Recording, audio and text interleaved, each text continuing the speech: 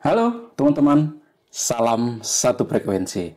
Nah, teman-teman, dalam video kali ini kita akan membahas salah satu emiten perbankan yang mana emiten ini sudah merilis laporan keuangan secara full year tahun 2023.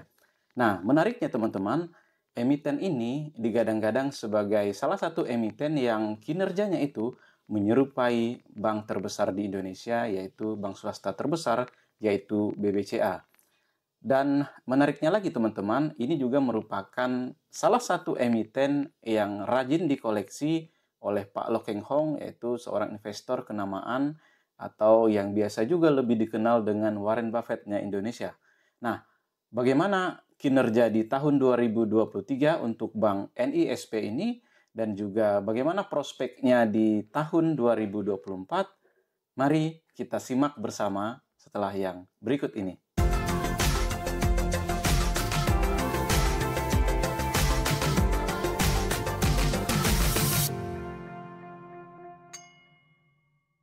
NISP ini mencatatkan pertumbuhan kredit yang cukup agresif sebesar 11,13% menjadi 148,14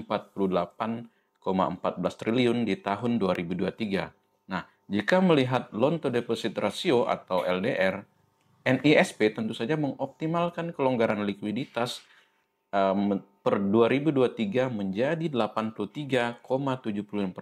Nah, dibanding dengan 77,2% pada periode tahun sebelumnya. Nah, dari sisi dana pihak ketiga, NISP mencatatkan pertumbuhan sebesar 3,22% menjadi 181 triliun. Nah, di sini rasio dana murah NISP naik menjadi 69,6% dibandingkan dengan periode sebelumnya 68,25%. Nah, tentu saja pendorong ini adalah kenaikan di segmen tabungan sebesar 14,5% atau menjadi 46,11 triliun. Kondisi pertumbuhan kredit yang agresif membuat NISP mencatatkan pendapatan bunga sebesar 29,18%. Sedangkan kenaikan dana murah tidak mampu menekan kenaikan beban bunga yang naik menjadi 63,9% menjadi 6,51 triliun.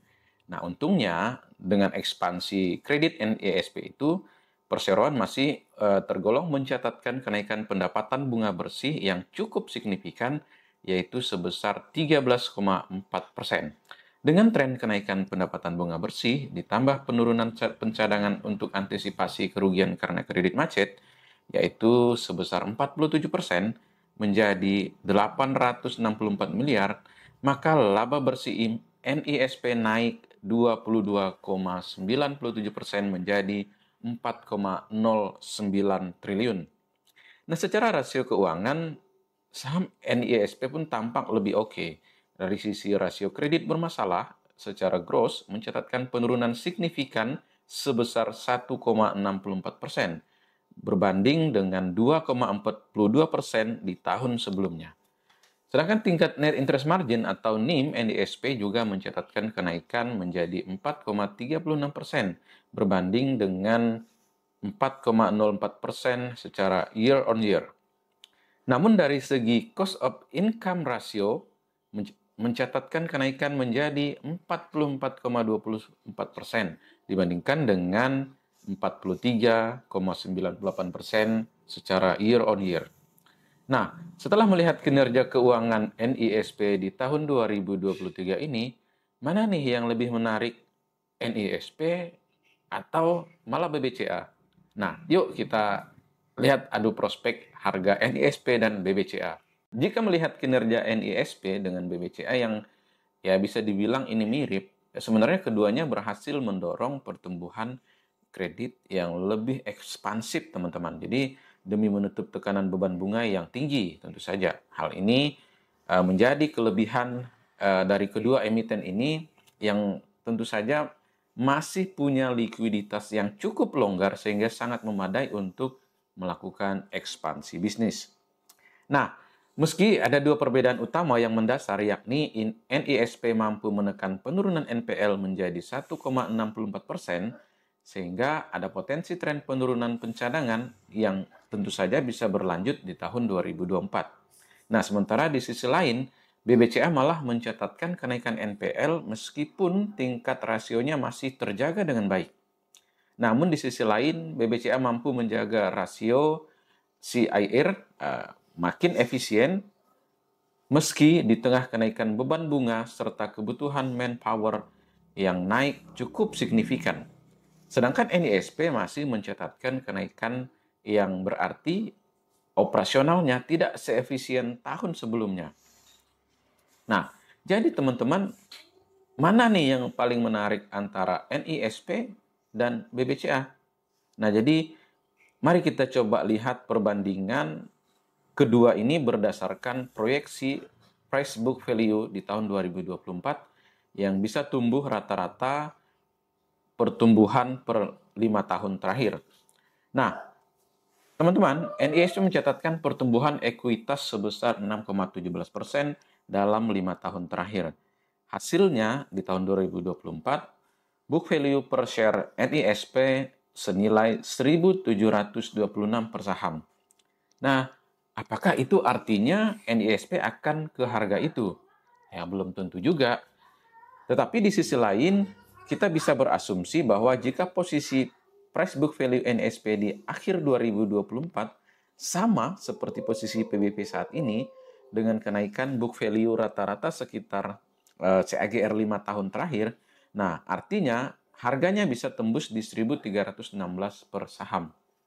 Nah, jadi dapat disimpulkan saham NISP ini punya peluang kenaikan yang cukup tinggi jika kinerjanya di tahun 2024 serta pemangkasan suku bunga semakin kinclong. Kinerjanya semakin kinclong, teman-teman. Itu kata kuncinya. Nah, gimana dengan BBCA? Nah, BBCA sendiri memang terkenal mahal, teman-teman. Jadi, price book value-nya aja mencapai 4,9%. 4,9 kali, sorry. Saya ulangi. Jadi, apabila kita menghitung rata-rata pertumbuhan ekuitas dalam 5 tahun terakhir, maka BBCA memang mencatatkan pertumbuhan sekitar 6,85% per tahun. Nah, ini secara pertumbuhan ya teman-teman, pertumbuhan ekuitas. Nah, hasilnya tingkat book value BBCA itu di kisaran 2.100 per saham. Jadi, apakah harga saham BBCA juga akan turun ke level tersebut? Tentu saja ya ini nggak masuk akal dan peluangnya sangat kecil. Namun dari data ini kita bisa melihat bahwa jika ekuitas BBCA kembali tumbuh 6,85% di tahun 2024, nah berarti harga saham BBCA ini diproyeksikan mencapai 9.650 per saham. Nah, jadi bisa jadi ini posisi terbaik untuk kita untuk masuk. Jadi bisa jadi ini posisi terbaik untuk membeli. Nah, jadi pasalnya teman-teman, level harga itu berada di bawah rata-rata 5 tahunnya jika book value BBCA itu tembus 2.100 per saham. Nah, jadi harga BBCA di rata-rata PBP 5 tahunnya dengan proyeksi book value per share di 2024 ini diperkirakan berada di level 9.746. Nah, artinya harga saham BBCA ini sebenarnya kalau kita lihat bisa tembus nih sekitar 10.000 per saham di 2024. So, teman-teman kira-kira tertarik yang mana nih, NISP atau BBCA? Jadi, sebenarnya teman-teman kedua saham ini sama bagusnya. Jadi, bila ingin cari kenaikan harga saham yang lebih agresif, kalau saya pribadi saya akan pilih NISP. Tetapi kalau kita ingin pertumbuhan dan keuntungan yang lebih stabil, setidaknya untuk 5 tahun ke depan atau bahkan 8 tahun ke depan, kita bisa pilih BBCA. Teman-teman harus ingat bahwa NISP ini juga masih punya sentimen positif terkait dengan proses akuisisi Bank Commonwealth.